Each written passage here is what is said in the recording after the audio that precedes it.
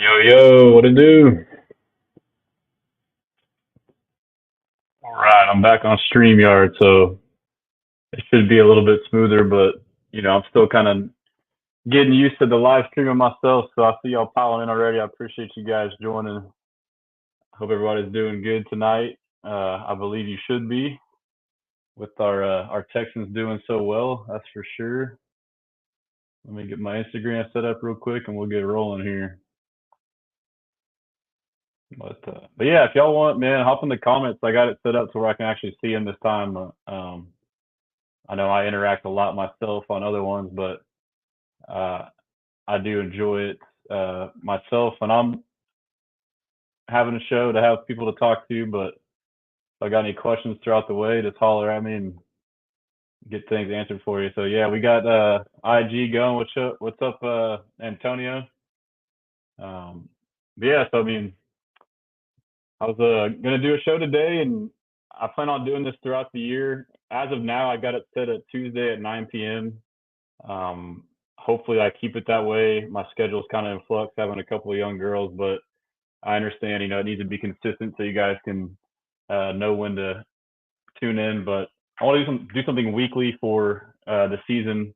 Basically, Tuesday, Wednesday. Right now it's Tuesdays at 9 p.m. Tonight I push it back to 10 p.m. because of the debate. I'm sure people were watching that, but shout out Ace0203 on IG. We did clap the Colts Chiefs for sure. Love to see it. But yeah, so I'm gonna start doing this weekly. First recap the previous game and then go into previewing the next game. I will say, obviously I've recapped the Colts game pretty thoroughly. I've watched a lot of the all 22, mostly on offense, not on defense, but I've also looked at a lot of PFF grades. I know a lot of people are familiar with PFF. PFF is a resource for me, something that it's not the end all be all, but I think it's a good tool to see if what matches with what you observed. It's not always right, but sometimes it is. So I think it's good to kind of have there to kind of pick and choose. Shout out Galliford on IG. He's here for it. Yes, sir. 10 bands Dom, Texan Super Bowl year. I can see it, man. I've been saying it. I think we can do it. But yeah, so we'll kind of go through on the recap and the preview, kind of just match up some film as well as some PFF grades and my own observations. And along the way, you guys, just let me know what you observed. And yeah, that'll be it. So without further ado, let's kind of get into reviewing the game with the Colts. Obviously, it was a great game, but I was reminded as to why I created my name, the Houston Stressans. To me, this was a game that we dominated. It was a lot like the games last year. If any of you guys tuned in with me earlier reviewing the 2023 season, to me a common theme was we there was a good stretch where we dominated a game statistically in the box score, but kind of played around with our food and wouldn't put opponents away. And I was hoping this year, I was hoping last year that was just chalked up to us being young and inexperienced and kind of learning how to put opponents away and step on their neck, so to speak. But it turns out 2023, we got control of the game pretty much the whole game. And, it came down to the last minutes again. So that's where I came up with the name Houston Stressins. Even though we won, we were definitely stressing there for a bit. I mean, how much so it kind of went up and down, but I'm hoping that's something that we can get away from. I do think I've talked about on our schedule. Obviously, it's a tough schedule, but I think the first 6 games on our schedule is the easiest stretch, and all 6 of those games are very winnable. I've been saying that I think the minimum amount of games we should lose in that, or maximum amount of games we should lose in that, is 2. I mean, honestly, we should only lose 1 in that stretch. That will give us more leeway down the back end when we have those tougher opponents. The gauntlet I've talked about, the 10-day stretch, where we play the 3 best teams in the AFC, in my opinion, the Dolphins, the Ravens, and the Chiefs. So yeah, it's very imperative to get off to a hot start. And then within that 6-game stretch, the hardest game, in my opinion, was the very first one against the Colts, based solely off opponent, but also based off of being a division game on the road. And so I thought it was you don't want to say must-win game. I know Jimmy Ward was asked about it. He kind of called it a must-win game, but like in order for us to get off of the hot start we just talked about, this was almost a must-win game to kind of get the ball rolling. So now we got the momentum, the confidence, and our opponents the rest of the way should be nowhere near as tough as the Colts. So I feel like we took their best shots, although they're a volatile team offensively, and still came out victorious. So that was good to see. But shout out Easy Shooting on IG. First game rust plus that punt block doesn't happen. We put away easily. Exactly, man. I mean, the punt block was the game changer. Without that, the game's not even close. I mean, we shut down their offense. Obviously they had a couple big explosive plays, but you can't just take those away. But I mean, both those plays, one of them was a 50-50 ball. I mean, it was an incredible throw by Richardson. But, it was still, Jimmy Ward's hand was right there. But the other one, too, was just, kind of a miscue. But I think both of those were probably on Jimmy Ward. He was, I don't know if he was either having his eyes in the backfield or kind of slow to get out of his break. But hopefully he can get better there. I did see D'Amico Ryans was on his show with Mark Vandermeer and John Harris yesterday or the day before, and he talked about those two big plays, the two big touchdowns. He said that both of them were scouted looks, meaning that they had already seen those plays on film based off of formation, probably down and distance, and so they were expecting those plays, and they still let them happen. So that was kind of a backbreaker. So it's good to know that our coaches are scouting well, and it was just something. I mean, you have to tip your hat on the one AR through 60 plus yards in the air. I mean, that's probably a throw and a play that doesn't get made that often. Obviously, too, on that play, you'd like for your D line to get home a little sooner. But I think, as D'Amico talked to in his press conferences and on that show I mentioned, his big emphasis and our big emphasis, as it should have been and was to stop the run. We all know what Jonathan Taylor has done against the Texans or what he did last year. And so you could tell they went into that game as that being priority number one. And we did a hell of a job doing that. He mentioned that it was done through the D line being disciplined and staying in their lanes, and then also with tackling. So with our linebackers and our safeties, Jalen Petrie, Henry To'oTo'o, and Aziz, they kind of cleaned up the mess and did a great job tackling. So we shut down the run game. He mentioned last year something about how our alignments or our assignments from our defensive linemen were out of whack, and with the RPO game that we were real spread out and that Jonathan Taylor had all this room to run. So we did something different, and we're more disciplined up front to kind of condense things, and Taylor didn't really have as much room to run rough shots. So shout out KO88 on YouTube. That's my guy. Go Stressan. Let's go. Josh Post, Bears defense tough. Yeah, we'll get into that. They should be tougher, but I think our mismatch of our defense versus their defense will make a big difference. If we continue to have our offense on the field and dominate time of possession like we did, eventually that defense is going to get tired for them. So Eli Stanley, appreciate you with the comment on IG. Offense has such a high ceiling. I agree 1,000%. We played maybe a B game or a C plus game. I would say a B game, B minus game, and we still dominated. Ace is right about clapping the Bears cheeks. No Diddy, we're going to do that. Liam HTXX on IG. Do you think we have a chance at Mahomes? I don't know what that means to beat him. Yes, I think we do. Ace is right about the Super Bowl. But yeah, I'm gonna try to get to the comments as I go here and there. But yeah, Josh Post, play around with our food is a great description of how last year went. It's exactly what happened, man. And we're doing it so far again this year. Hopefully, we kind of learn as we go and get better. But Galliford 34 and IG, our offense had a great run block scheme, but do you think next week we will see an improvement in the chemistry on picking up defenders, specifically talking about the play where three to four Colts got the Stroud?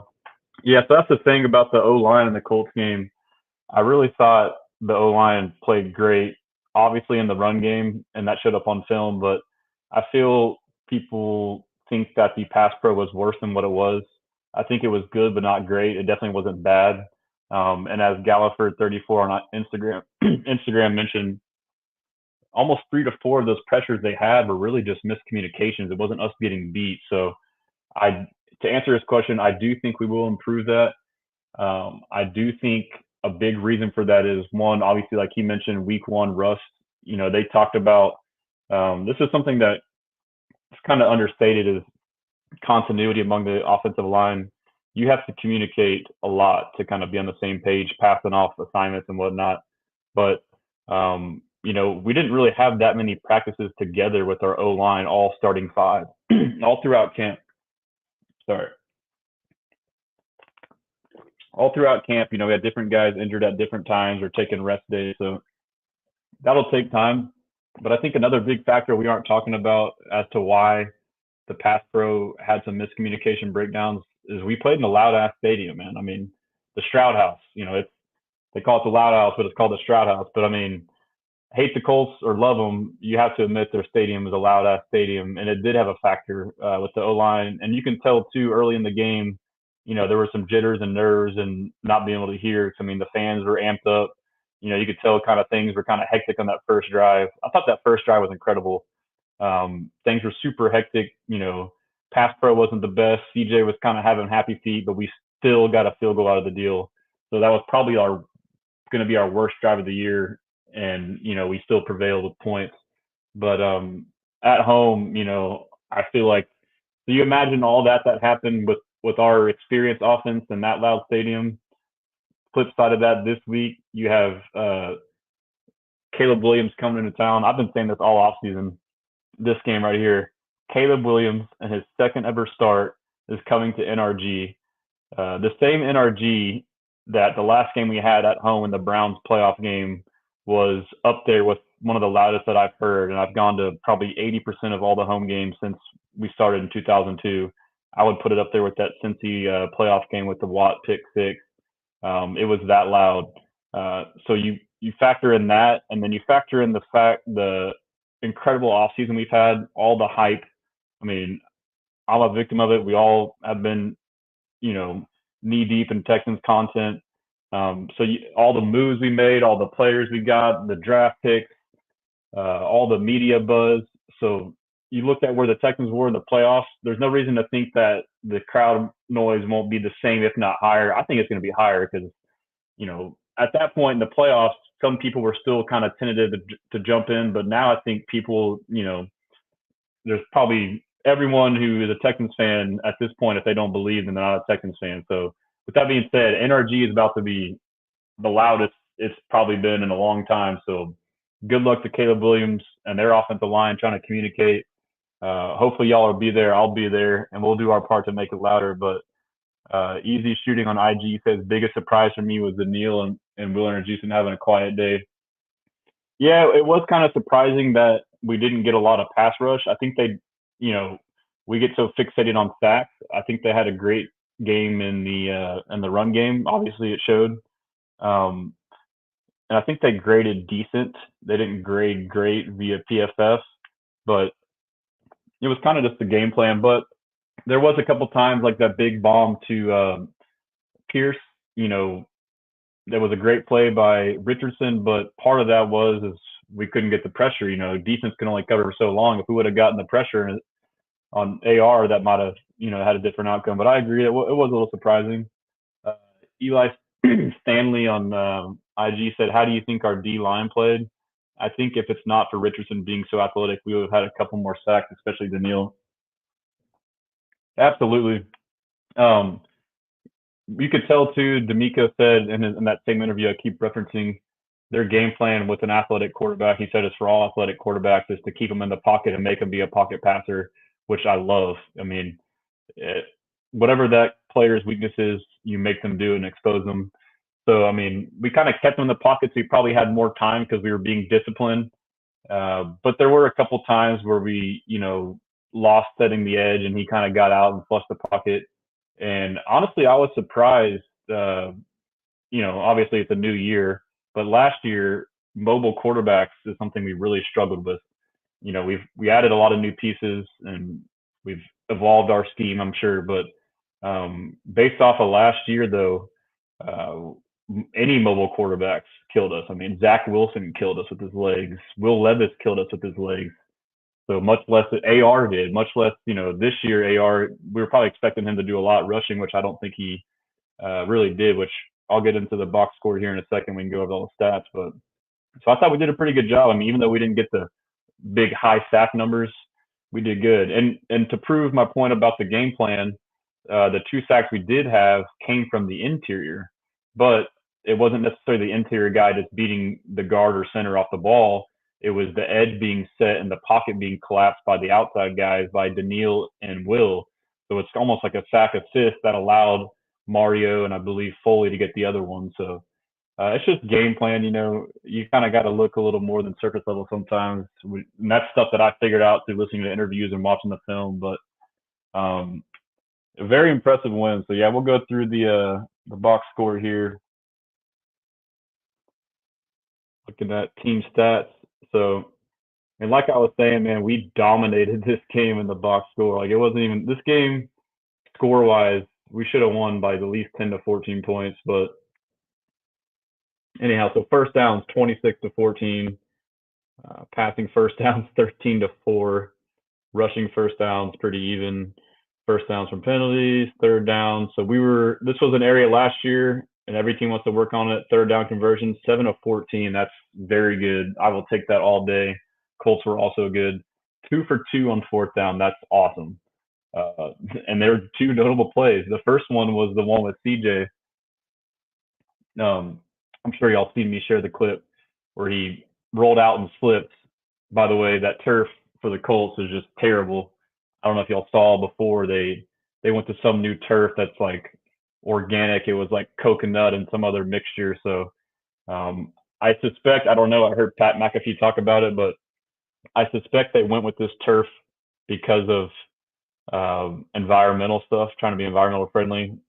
I think they're trying to say they're experimenting to find a better turf, but whatever it was terrible, and it was evident for both sides. But anyways, that first 4th and 1, CJ slipping, having the awareness to get up and hit Brevin Jordan for the first down, that was incredible. And then the other 4th down conversion was at the end of the game when we went for it when we were up 2, and we could have kicked a field goal to go up 5. Instead, we went for the touchdown to make it a 3-score game. I'm sorry. And sorry, got something in my throat and I keep ignoring it. There we go. But yeah, so the second conversion was the Diggs touchdown, and that was another great play. That was a sprint rollout, a West Coast scheme where basically you have like Nico ran like a deep return the back end zone and back, and then Diggs just basically runs an out route, and he ran a great route, and CJ put it on him, man. That was awesome. So Ace says that Nico's catch on the final was amazing. Yes, that was absolutely insane. I'll see if I can play that. I have a clip loaded up. We'll look at that. But Ace also asked on Instagram, do you think Jimmy Ward will play next season or retire? I mean, shit, he's getting paid. I don't know why he would retire. And if D'Amico likes him, I mean, potentially his role could be diminished if his play regresses and Kalen Bullock keeps shining. But we'll just have to see. But yeah, on the box score, though, let's see, total drives. So we had the same amount of drives, but we'll see as we get to the bottom. The time of possession was one thing that I loved. They had more yards per play, so Indy obviously is a boomer bust offense, not sustainable in my opinion. We had 204 yards passing day, 199, 24-32, 9 of 19. That is not good. Obviously, they had more yards per pass. So we gave up 4 sacks for 30 yards. One was kind of a BS sack. We got 2 for 13 ourselves. This was a difference. Ground game, this is probably something we're all surprised about. 213 rushing yards to 104. So, this may not be exciting as a fan watching the game, but having a dominant run game like this is how you win in the NFL. And as Texans fans, we haven't had anything close to this in a long time. So what we saw on Sunday was awesome, and there's no reason to believe it won't go away. So if we can keep this run game the rest of the year, I mean, look out, especially in the playoffs, But I do want to say this is something that a lot of us talked about, And even some of the players, I think Schultz had talked about it after the preseason game, but the fact that we have three elite receivers that can beat you deep means a lot and has helped us a lot in the run game. So I think there's three or four reasons the run game was great this weekend. One is the fact that, as mentioned, the threat of our receivers. It's a pick your poison as a defense. Would you rather play off and have CJ beat you with underneath passes and run game, or would you rather play up and aggressive and stop the short and run game and have them torch you deep? I would do what the Colts did, the bend but don't break approach, have us take the underneath stuff and be patient. But obviously, we've shown that now we have the run game to beat you that way. So that's one reason the run game did good. Reason number two is obvious. Joe Mixon is an absolute stud. I know a lot of people, I don't think they realized how good he was going to be. Like, I'm not trying to brag, but like, I knew when we got him in this zone scheme, I'm not surprised with what happened. I mean, you've seen the type of back he is, and his issue, not issue, but the reason he got out of Cincy, I know he was upset when it happened and kind of shocked by it, but it was for the better. I believe I had posted a while ago a clip of Todd Gurley putting Joe Mixon as like one of his top 5 running backs in the league right now. And he mentioned, like, all these guys are aware, but he mentioned that he was kind of getting schemed out of the offense, and you could tell Joe was mad. They went from less of a running offense to more of a passing offense. And then this was also evident in the post-game presser too with Joe Mixon. He talked about the use of fullbacks. And he's like, I love the use of fullbacks. He's like, I don't know what that is. Like, I haven't had that in a while. Like, that's my type of football. I think he called it grown man football. So, I mean, now he's in an offense. Obviously, the big thing is it's zone scheme. So now he can be more patient and use his vision and cutback abilities. But now he has a fullback. He's in a true running offense, um, tailor made for him. It's a match made in heaven. So that's reason number two why the run game thrived, in my opinion. Number three is the offensive line. They are not getting enough credit with how good they did. And there's two reasons why the O line did better. And I was saying this in the offseason as reasons why I think they would do better in the run blocking game. One is obvious, we're healthy. Last year, we didn't have any of these guys week one, and we had a fraction of them. We had the most injured offensive line since they started keeping track in the past 10 to 20 years. But I'm going to pause real quick and hit some comments before they go away. Jaden Sosa, 06. Caleb Bullock needs more snaps. I agree. That's the one thing about D'Amico is he's not afraid to play the best player regardless of age. You know, if you show the best things on film, he'll do it. So regardless, as fans, we can know if we think someone needs to play or not, that D'Amico is going to play the best guy and not do it based off of ego or agenda. So was Cam Akers suited up Sunday? I didn't see him get any snaps. No, I believe Cam Akers and John Mechie were both inactive, and I believe they were both healthy scratches. Kenyon Green looks a lot better, man. Yeah, easy shooting. That is 100% right. And he's a prime example of why we need to be patient as Texans fans. I get, we're in this uh, generation, and I'm guilty of it too, like instant gratification. But when it comes to football players, it takes time sometimes, especially guys that are battling injuries. So, it's easier said than done. But, even this year, there's going to be guys that struggle, young guys. Try to be patient because you would hate to kind of, shit on a guy for X amount of, games or for a season, that all of a sudden him be good and you kind of regret it or whatever. But try your best to exercise patience with these guys. Man, the chat on IG is Jaden. You are right. Henry Toto looked way better too than last year. So you guys know ball, man. This is all the stuff I've been preaching. So Henry T and Kenyon Green were two guys that have been getting way too much crap, and they're two guys that had awesome games.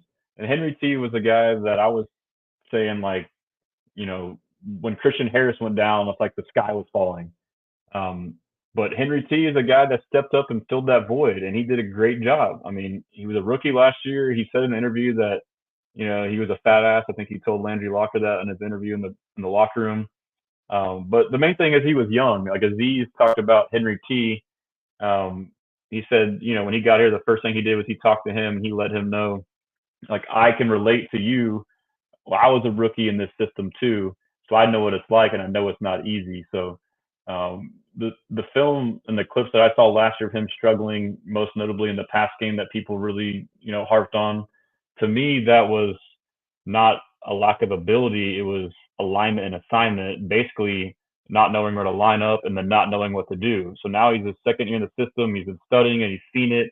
So now he can go and play and make the plays. And Henry T will go to the grades. He actually graded really well on PFF, and he graded really well in the pass game, which was an area that people, were harping on him for. And he did give up plays last year, but so that was good to see. But back to the run game, which to me is the biggest development of this game. Um, the reason why it's so good is the O line obviously is healthy. The second reason for the O line is I had saw something a while ago and I did a little bit of research on it as well.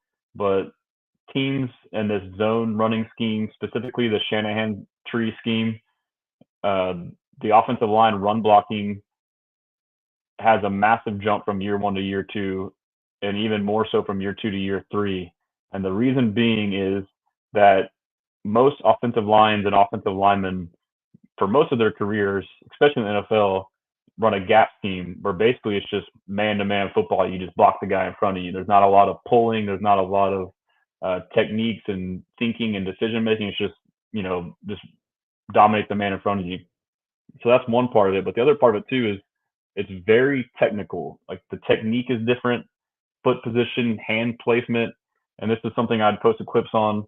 Dalton Schultz, even the tight ends, he's talked about that a lot, and he mentioned that all training camp on several interviews how they've gotten better at that stuff, and that's showing. So the O line dominated; they looked great, and they're only going to get better in the run game. But also on the O line, I think I touched on it. The the pass pro, I think they will get better too. But yeah, as far as the run game though, I mean, you can see here if we go to the rest of this box score, the biggest thing to me about it is time of possession. We had double the amount of time of possession in the same amount of drives. We each had, let's see, we had a lot more plays, but what were the drives? I forget where the total drives were up here. Total drives. We had one more drive, but we had the ball for 20 more minutes, and we ran uh, 33 more plays. 33 more plays in one drive and 20 more minutes time of possession. How? Running game, converting third downs, moving the chains. We haven't had that. We've always been on the other end of that. Most notably for me was the Ravens game. We were going three and out, and then the game was tied at half. Second half, they get out there, methodically run the ball down the field, score a touchdown. We go three and out, do the same thing. Next thing you know, we're down 14 points. By the time we get the ball the second time, we've had one possession. It's the fourth quarter, and we had one possession, and the game is over. So the Ravens crushed the clock by doing that. So that's something that we have. And the other part of the run game is being able to close out the game, which we saw that too. Having that 4, 6, 8 minute offense, that's going to be huge for us. And then obviously, play action will start to open up. But Easy Shooting, I appreciate you. Some great comments here on IG. He says that I've also heard multiple players compliment Cade Stover and run blocking. That is absolutely true. Joe Mixon is one. It was kind of a shocker to me that we got rid of the fullback position and Andrew Beck, which, but now that I see it, we have tight ends that can block just as effective. Cade Stover was used heavily at the fullback position and did a hell of a job. And you can't, express how much that means to this team. Shout out Tree, my guy, on Twitter. Appreciate you, brother. Brandon Hallman on YouTube. I forget I can show some of these comments right here. We also have more rushing yards than the Baltimore Ravens currently. Yet we have the most rushing yards in the league. That's pretty awesome to see. And yeah, we'll go to let's see right here. Yeah, 213 rushing yards. So, I mean, Mixon obviously had a day. Mixon had, let's see, Joe Mixon had 30 for 159. Let me see. You can see it. 30 for 159. But also these rushing yards here kind of add up. CJ had a nice scramble for close to a first down. He had 13 yards rushing. Tank Dell had a couple nice rushes. Had one nice rush, two rushes, but one for 17 yards. And then Diggs had one for 6. So that stuff adds up. But yeah, the run game is a great development. But shout out Tree, that's my guy, my boy KO. Appreciate you, brother. But Dr. Do on IG, if I don't know Dr. Do, I owe a chug to Dr. Do. I've been so busy. The content doesn't stop, and then I actually have to do some work here and there.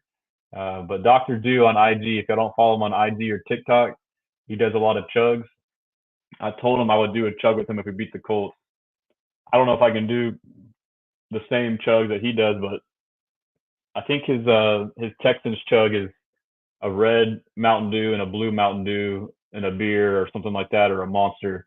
So I'm gonna try and do that. And uh, Dr. Dew right here, he's also on YouTube. So y'all give him a follow. He's awesome, man. But yeah, we'll go back to the box score right here. Uh, what's crazy to me too is the offense as a whole, and even CJ kind of had not even close to their best performance, and he was still one of the best performing quarterbacks in the NFL this week. 24 of 32 for 234, 2 yards, 4 sacks for 30. So for me, he was 70% completion rate, and I believe his adjusted completion rate, which takes out all the throwaways and drops. Um, 80% adjusted completion rate. You can't ask for more than that.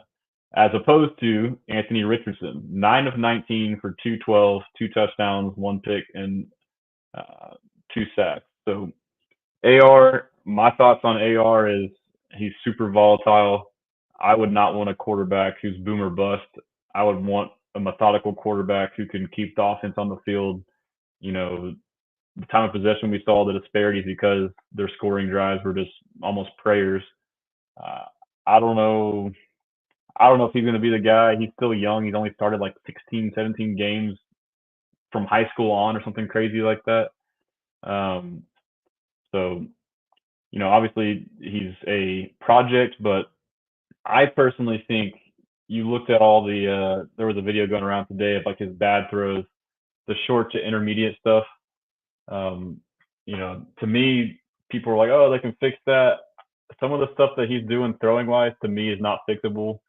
You see a lot of quarterbacks playing football growing up that either have touch or don't. To me, it's pretty similar to a running back having vision or not. It's just something you have or you don't. I mean, we've all known that one quarterback who can throw hard as hell, but that's all he can do. They don't know how to let up. They start letting up, then they become inaccurate.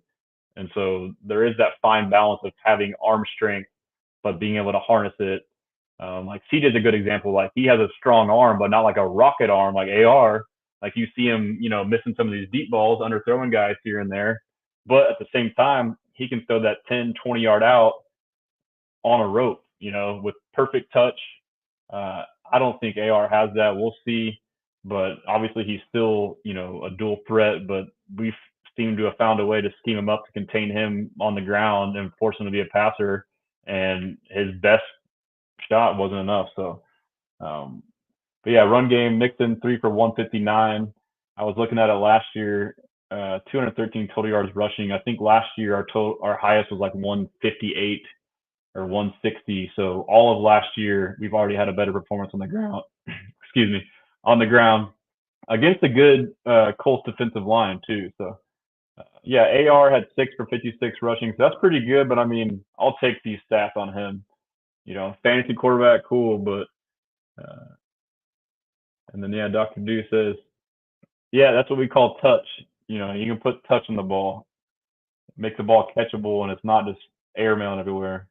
And then yeah, I mean Nico Collins, uh, Tank Dell said it in his presser the other day. He must not like the Colts or something. I don't know what it is, but he's basically I've seen people saying this and I agree. He's the T.Y. Hilton to the Texans. Nico Collins is that to the Colts, and I'm here for it, man. I mean, this guy could not be more underrated. He's been underrated. I've been stomping on the table for him. When it came time to renew him for contract, a lot of people were thinking we shouldn't have done it. I thought us signing him was a no-brainer, and then the deal we got him for, I think 24 point something million annual value. And then now you've seen, 4 or 5 guys get signed since then. He's like number 12 highest paid in the league. He is better than the 12th best receiver in the league by far. He's for sure top 10. I think by the end of the year, he's pushing top 5, in my opinion. The dude is a damn unicorn. I don't know what it is.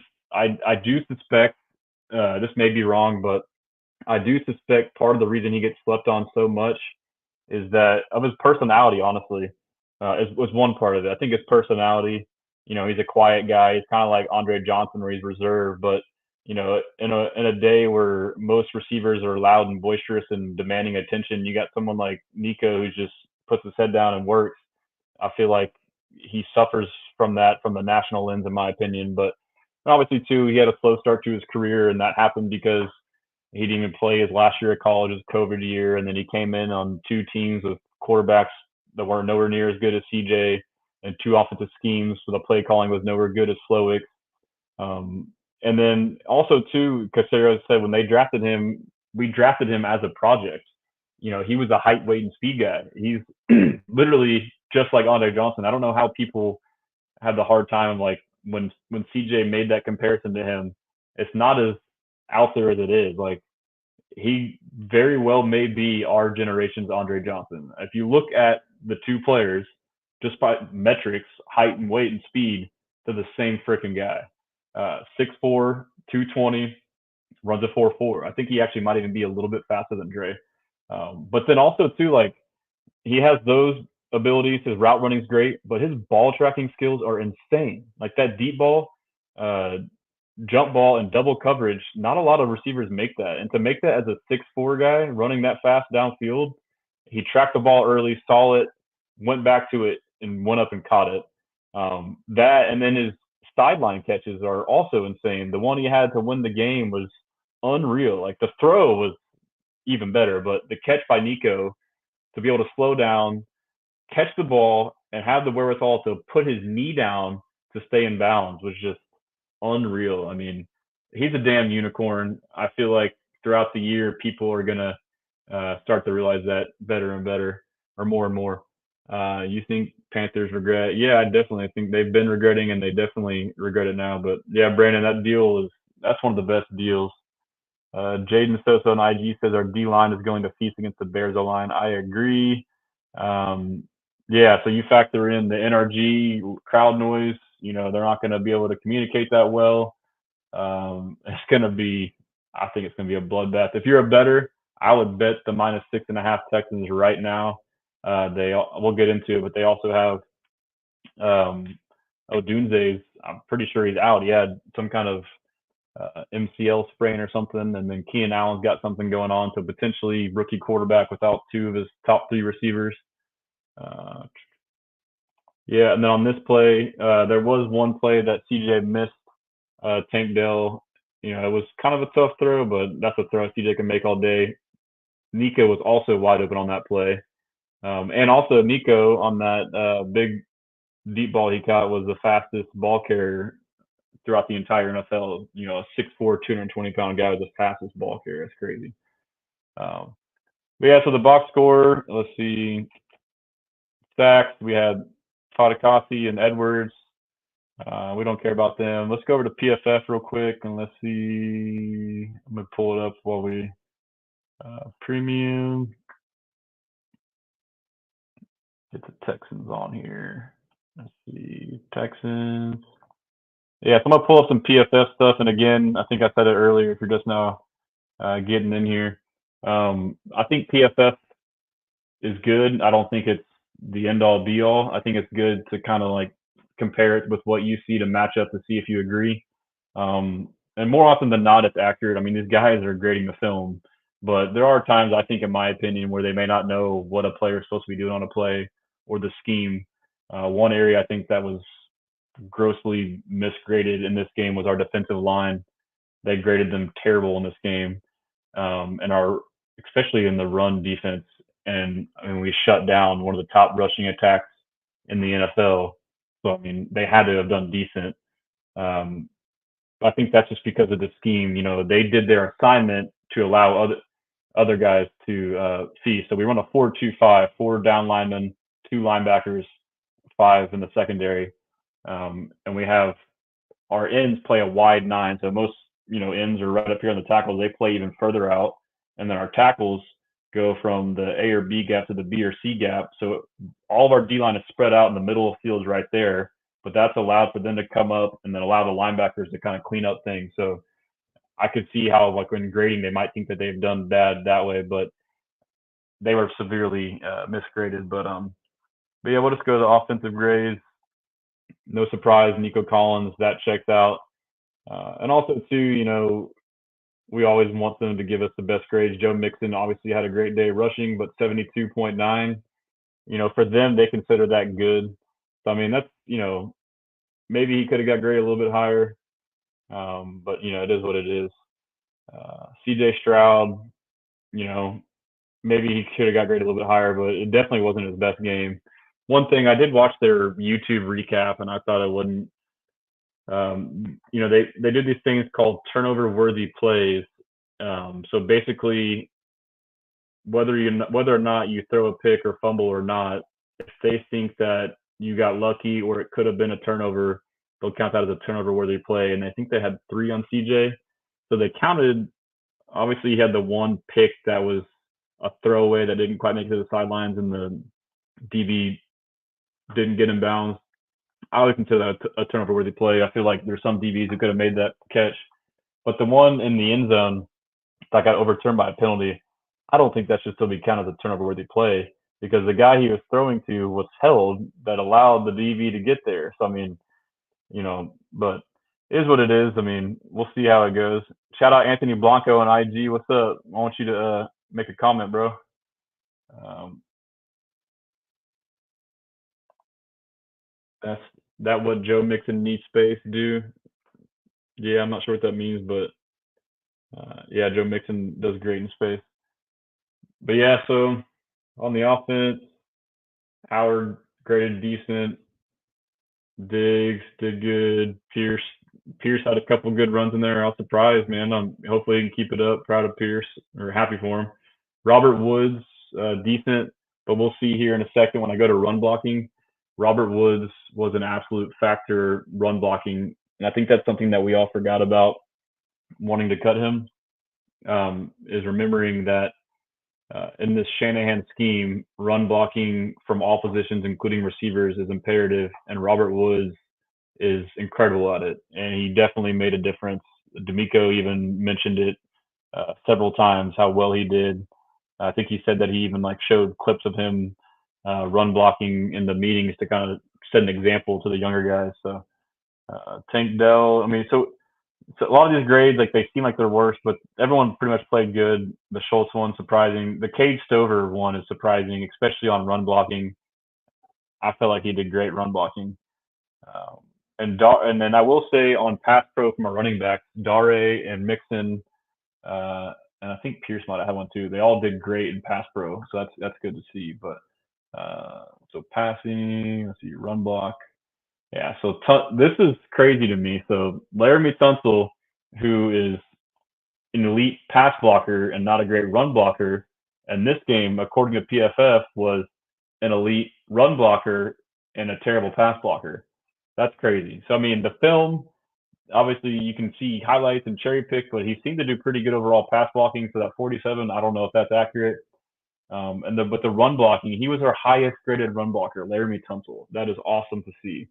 If that continues to develop, look out because he was one of our weaker links run blocking last year. That is insane. And like I mentioned, Robert Woods did a great job run blocking. Juice Scruggs, who might be the most critical piece to our rushing offense as a whole, being the center of the offensive line. D'Amico mentioned this today. He pointed out Juice Scruggs because he's the guy in the middle, kind of. He's the one getting around mobile and setting protect, or that's passing, but the center, from what I gathered from D'Amico talking, is critical in this zone running scheme to kind of make things work. He kind of gets that initial block and everything kind of goes off of him. So that is awesome to see as well. Let's see what Brandon said. Yeah, it's a good thing Casario and D'Amico are smarter than us for sure.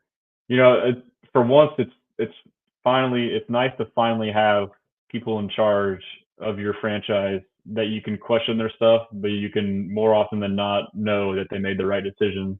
We a lot of us fans, were questioning not signing the big interior defensive lineman, not signing a big corner in off season, but we draft Kamari Lassiter, Mario Edwards, and Foley Fatukasi are having great years and a lot better than what we expected. So sometimes it's just best to trust in Nick and D'Amico. So I say if they ain't stressing, I ain't stressing. That's what I say. Um, but yeah, run blocking. Schultz did better too. That's a good development.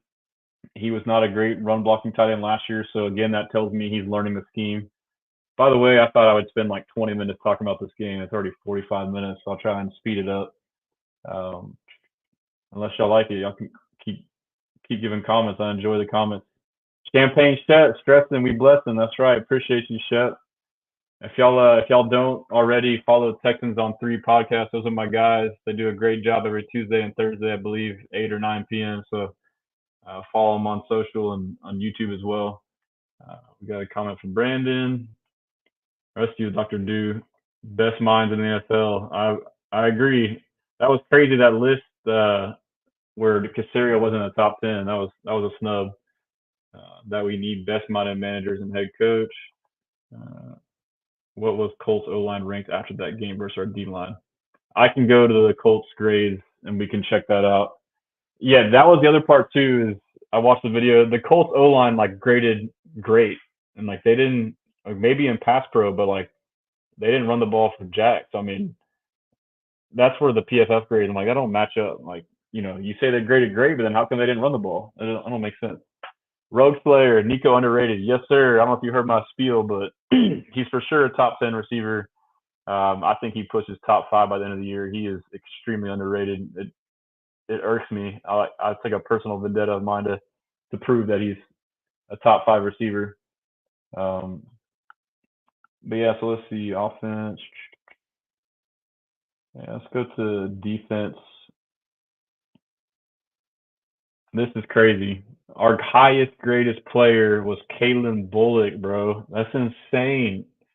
Oh, that like so this is a guy who fell in the draft because they think that the big knock on him is he can't. So like we'll look at this here. The big knock on Kalen Bullock is he's a great cover corner, but he can't tackle, can't play in the run game. He had a 65.4 in run defense, which is pretty damn good. Overall, 82.3. His tackling, they said he can't tackle, 77.6. So what a gem we found in Kalen Bullock, and also two things have to happen. You have to pick him. There's 3 things. You have to develop him. So we found someone who might be quote unquote raw. D'Amico has developed him since OTA to now. But then number 3 is he's not afraid to play him. Like he don't care where he was drafted. Like if he's good, he's good. So I mean, I love it. And then the other guy, Henry To'oTo'o, somebody that was we talked about earlier, is kind of getting a lot of flack from fans, and he had to step up in the absence of Christian Harris, and he did. He was probably I was saying Jalen Petrie would be the X factor. It turns out that Henry To'oTo'o is the X factor on defense because um, he helped shut down that RPO game. He chased down AR in a lot of runs and Taylor and kept them in check. But then the big thing about To'oTo'o, look at his coverage grade, 82.2. This is a guy that everyone's saying he can't cover anybody. I mean, look at that, dude. That's insane.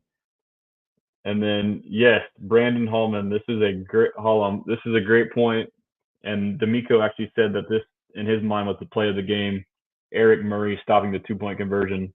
Um, very underrated play in the game, and a very underrated player too. Eric Murray is solid. Um, Galliford on IG, not hating at all, but it's funny how Nico caught all the hard balls and dropped the one that was right in his hands. With that being said, he's a dog. Yeah, that was a very, very, very, very rare drop by Nico. Honestly, he might have been surprised that the ball even got there. That that throw by CJ was ridiculous. The corner was right there, and it still went over his head. But yeah, I think he might have. I don't know what his numbers were. But he probably dropped 4 ball. He had some of the fewest drops out of any receiver last year. So I mean that was very rare. But this was kind of concerning too. The secondary, they kind of got beat, but I think again it was part of the game plan. I think we were being super aggressive to stop the run, so they might have been more vulnerable to get beat over the top. Kind of cheating in the run game and whatnot. But Petrie didn't great. His tackling wasn't great. That's surprising. I mean, he did have some plays where the tackling wasn't good, but run defense is what he's in there for. Graded good on run defense. So Will Anderson, we talked about him. Uh, he was kind of quiet, but he did pretty good in the run defense. Again, these numbers, we're not taking them as the truth. Kamari, same thing with Stingley. It was just part of the game plan. So yeah, that Brandon, thank you. I saw that earlier and wanted to point that out. This is again the more important thing. Derek Stingley's run grade. All these guys you see that like their grades might not be that good. Look at their run grades. They're all great. I mean, so that's the big thing.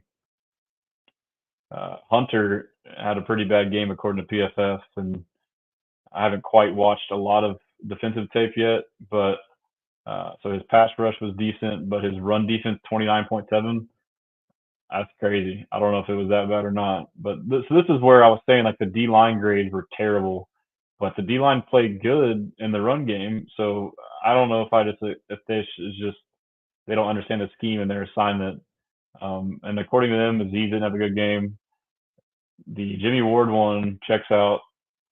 His tackling was good, but his pass coverage was a 36. That seems right. uh, but but yeah, let me see if I can go to the Colts real quick and show you theirs. Colts. We're on the Colts defense. Buckner, more speed. The one to point out is this guy right here, the guy that talks all this shit. Zaire Franklin. How'd you do, buddy? 44.9 overall, 28 in run defense. That's crazy, dude. At 80 in tackling, yeah, his run defense was terrible. So we were picking on.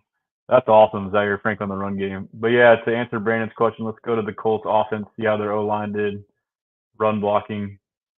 Uh, so you're telling me that their two guards and tackle and all their were 79 and above, and they only had what 50 something yards rushing from the running back. That shit don't check out. I mean, what is Jonathan Taylor's grade then? Let's see what and he got a 58.6. I mean, that's crazy. But anyways, enough with that. Let's I think on IG, I don't know if it'll cut you off. I might have to reconnect you here in a minute. So if that's the case, just hang tight. It's approaching an hour here in a little bit. But yeah, I'm gonna keep going if y'all are cool with it. I didn't think I'd talk that long about the game, but uh, or we could go over two. I wanted to share. Let's see if I click here. Is it share on my screen? Present.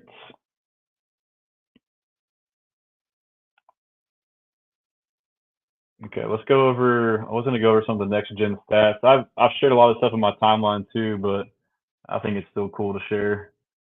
Uh, if it'll load.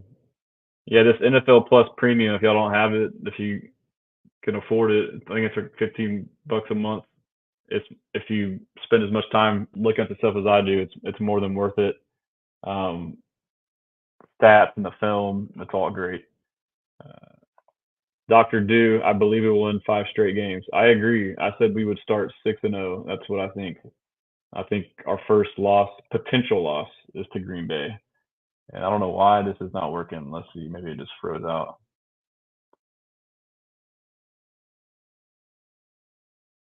That's weird. Whatever. I did have a, let's see. Yeah, so I've compiled this and I'll post it on Twitter later, but these are just CJ's passing highlights. Let's just be in awe of this. This is a fourth down slip, get up, still hit it.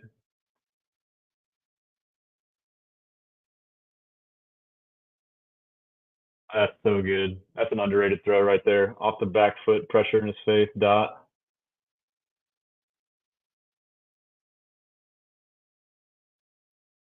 Ooh, this is a Nico drop. This throw is bananas, dude. Let's see. My damn logo's in the way.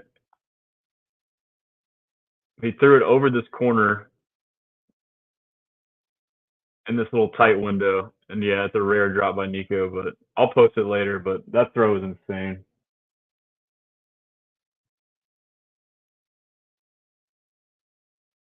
And this was something I didn't talk about, but CJ scrambling was awesome, and it was awesome last year. And it was funny after the game. He said that Joe Mixon challenged him a little bit to see how athletic he is and encourage him to run more, which I love.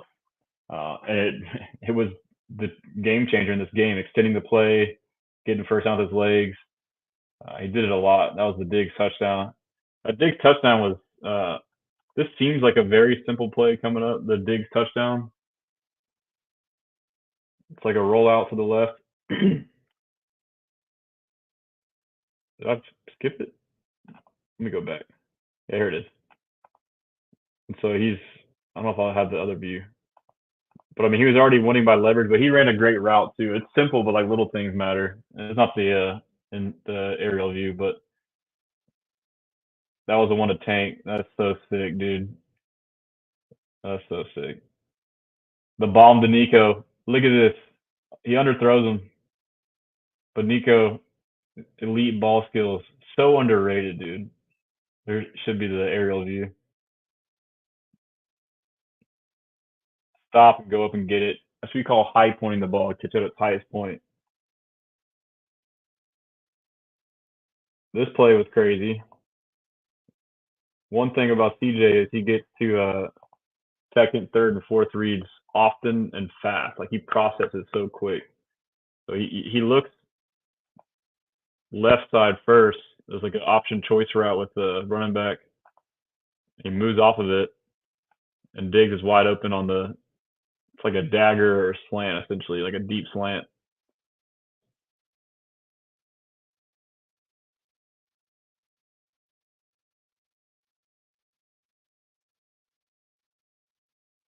Another underrated throw. That's crazy. Yeah, you can stay in the pocket. Look at him processing. Nope, nope, nope. All right, run. This one I posted. This one is super, super underrated. It seems simple. It's not a big game, but I mean, the quick processing, not seeing anything he likes, flushing out. What's in this right here? Look at this, dude. Over this defender, all of his momentum running this way, all of it. Throws across his body. You're not supposed to do that. The receiver's cutting back this way, and he leads the receiver on top of that. And also, too, I thought this was kind of a no look because the corner's still on the hip of Dell. I felt like he was kind of looking this way to keep him there, and kind of threw it. He was like looking like that and kind of did like that. This is insane, dude. That's crazy. And so that's one thing I talked about. Tank Dell and CJ Stroud, their chemistry in the scramble game. There's two plays we've seen right now where they've made that connection. You know, that's a huge factor. And then Nico had one too, but him and Tank are on the same page like crazy. This might be one of the best plays I've seen. Like situation, this is to ice the game. Essentially, we have to do it after, but uh, come on. So Nico's on a deep out route. This guy is playing, I believe they call it palms coverage, cover three, where he basically is sitting on the deep out. He's sitting on the out. He wants him to run this route so he can jump it, and we still do it. Look at his leverage. He's 2 to 3 yards outside of him. That's just after the stem. Let's see where he's at pre-snap. Yeah, so Nico started here, but he had 2 to 3 yards of him outside already, and he's going to run an out route and beat him. And then the ball to get there. I mean, look where the defender is. Like that's not open by at all. Like the window's like that. Like the window is like that big. That's crazy. Like the throw is insane, but like also insane is the catch, dude. Look, this should be the.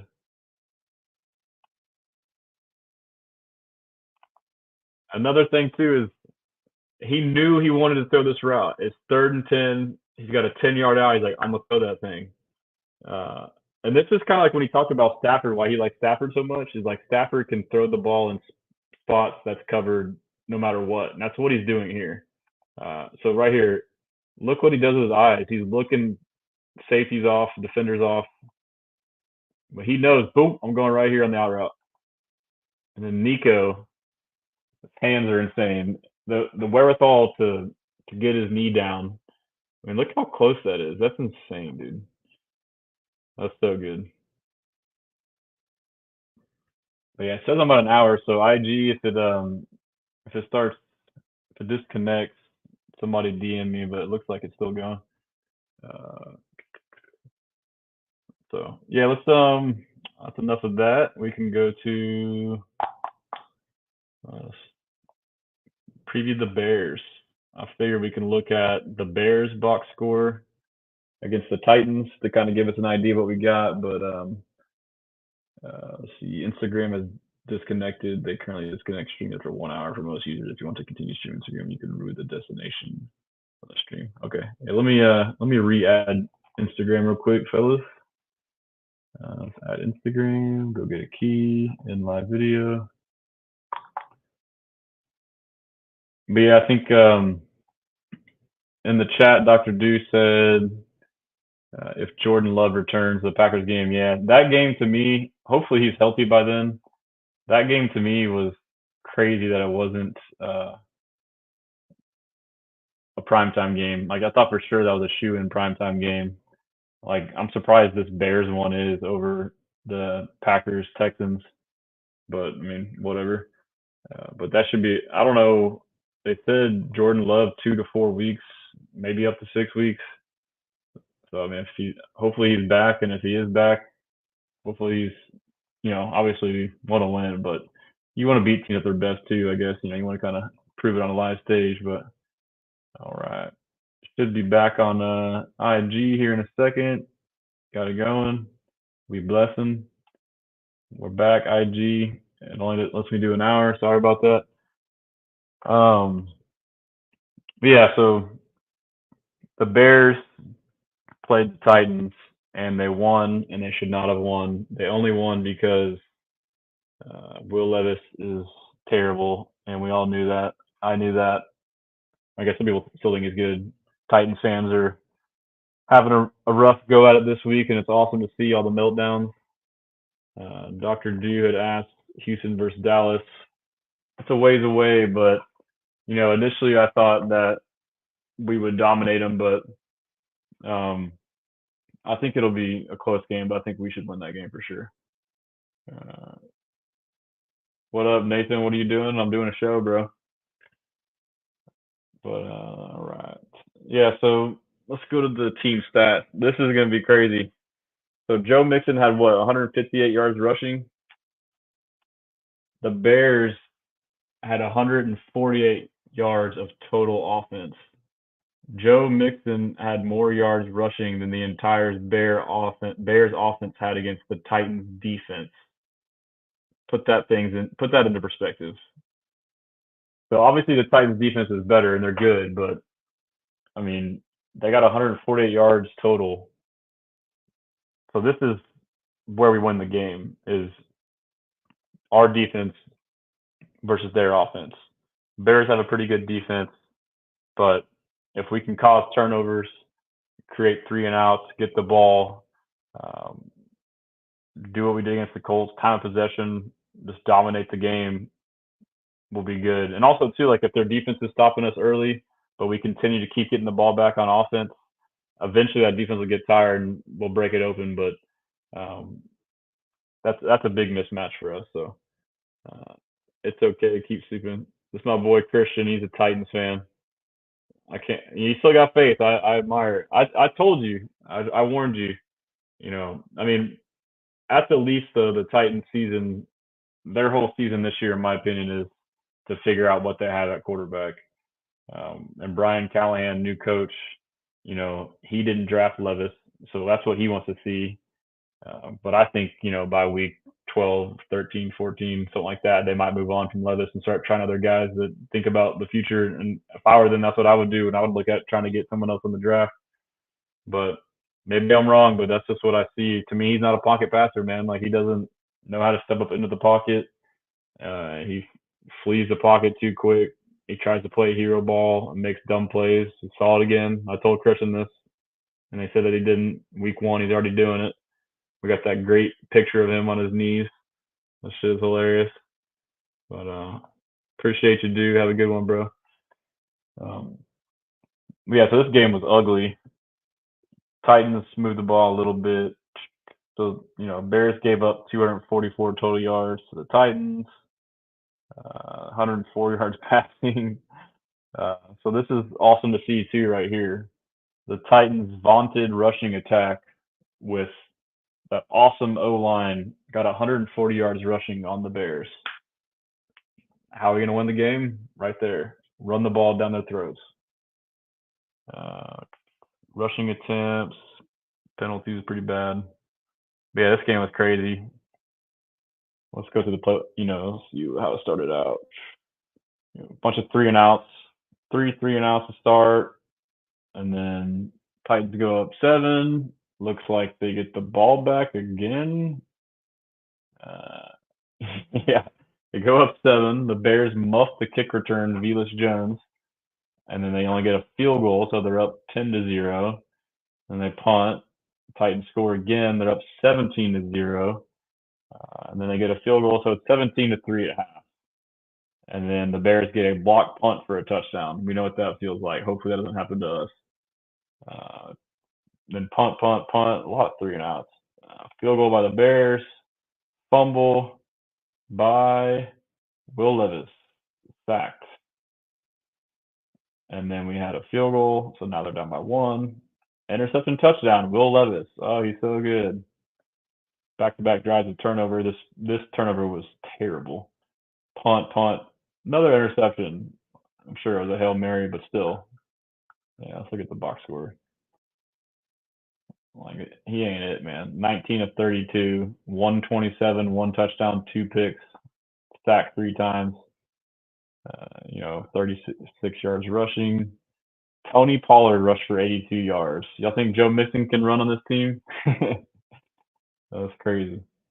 Caleb Williams in his debut, highly hyped up, 14 of 29, 93 yards passing. Get the hell out of here. That dude's overrated too. I know it's one game, but Caleb on pace for Caleb? Oh yeah.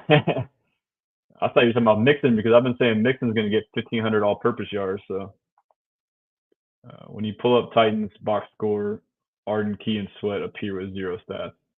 Yeah, I think Sweat I heard had a good game, and Arden Key is a good player too.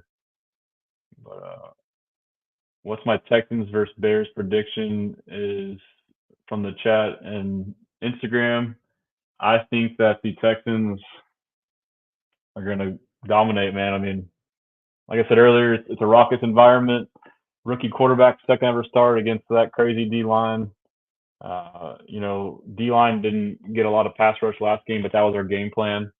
But it seems like the Bears really don't have a rushing attack. DeAndre Swift, 10 carries for 30 yards. They had 34 yards rushing from the running back. 84 yards total. They had 34 yards rushing. I guess Homer. 44 yards rushing from the running back. So the run game isn't even a threat. So we can key in on pass rush in the passing game. And we can pin our ears back and get after Caleb Williams. I think it's going to be ugly. I think Caleb Williams has several turnovers. Get off an earlier lead and just run the clock out. I score, let's just say Texans. It could be really bad. Texans 38-10 is what I'll say. If you're a betting man, bet the -6.5 right now. First pick was an attempted throwaway. Should have just taken the sack. Second pick. Yeah. I thought he had a really strong arm, though, That's what I told you, Christian. Will Levis, his decision making is terrible. He's just terrible. But yeah, so that's the box score there. I don't know if I have much more on the game. Y'all got any questions about the game? I really haven't scouted the Bears too much, to be honest. I've just kind of looked through that surface level, but I was gonna go through the next gen stats if it worked, but it seems to not be working right now. Pro.nfl. There we go. Okay. So this is the NFL Plus Premium or Premium Plus. They got some pretty cool stuff on here. I was going to show y'all this just to go through passing yards. CJ Stroud with 234 is ranked number 9. And touchdowns, he's 7th in the league. His rating, CJ Stroud with a 115 rating is number 4 in the league. Completion percentage, he's number 6 in the league at 75%. Completion percentage over expected, basically like how improbable some of the throws were you made. He was number 3. And this is against the Colts defense that's pretty good. You look at these other quarterbacks like Carr and Darnold. Like Darnold played good. I guess you can say those defenses aren't as good as the Colts. EPA, expected points added, is basically how valuable you are. CJ Stroud, number 7. Time to throw. This is an interesting stat. People assume this means how good your O-line is, but it could also mean how long you're able to extend the play, or it could mean you're holding the ball too long. But CJ Stroud had the 5th most time to throw. I think a lot of that was his ability to create with his feet. But let's see if we can go to. I don't want to do passing. Let's do rushing. Look who's at the top. Joe Mixon, leading rusher in the NFL. Rushing yards over expected. So basically, it's breaking tackles. Dobbins. Where's Mixon at? Number 13, Mixon. Rush EPA. So this can kind of indicate that it's not just Mixon being a superhero by himself. It's a concerted effort, team effort with blocking O-line. Number 9, though, so I mean, it's both. O-line's good and he's good. This was pretty cool. Rushing yards after contact. So basically breaking tackles 115 yards after contact. That's crazy. That's crazy. So yards after contact per attempt. Yeah, that was wild. Let's see, receiving. Oh, those are splits. Receiving. You know who's going to be in the top 10 in all these? Your boy Nico, number 6 in yards in the league. Yards per reception. Where you at, Nico? Yeah, Alec Pierce, man, he's underrated.